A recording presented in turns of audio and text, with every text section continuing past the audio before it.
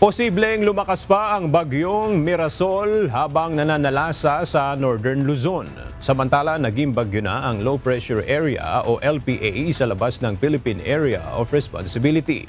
Ang iba pang detalye sa ulat panahon ihahatid ni John Manalo, weather specialist ng Pag-asa. Ang una po ay si Bagyong Mirasol na sa kasalukuyan ay nasa vicinity ng Santiago Isabela. Naglandfall po ito kaninang 3:20 ng madaling araw dito sa Kasiguran, Aurora. At sa kasalukuyan, ito ay may taglay na lakas ng hangin malapit sa mata o sa sentro nitong bagyo na si Mirasol na 55 kilometers per hour. At pagbugso o biglaang lakas ng hangin sa paligid nitong bagyo na umaabot ng 90 kilometers per hour. Ito ay generally nag-move pa northwest. So babaybayin niya itong mga probinsya sa Cordillera Administrative Region at lalabas siya dito sa Ilocos Norte.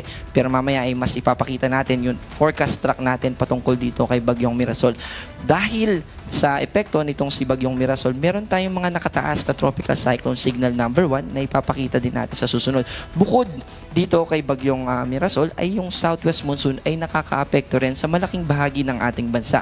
Kasama dyan yung southern Luzon, itong Mimaropa, yung Bicol region, yung western Visayas kasama yung Negros Island region at yung western part ng Mindanao, particular na dito sa Zamboanga Peninsula. Also, kaninang alas 8 ng umaga, yung low pressure area na ating minomonitor na previously ay nagmula sa mga cloud clusters ay naging ganap na bagyo na. Sa kasalukuyan ay hindi pa natin ito binibigyan ng local name na eventually ay magiging Nando kasunod ni Mirasol, pero dahil wala pa siya sa Philippine Area of Responsibility, nananatili siyang tropical depression sa labas ng Philippine Area of Responsibility.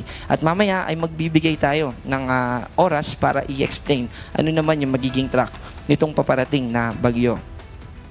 Ito yung forecast track ni Bagyong Mirasol. Sa kasalukuyan, ito ay nasa probinsya ng Isabela.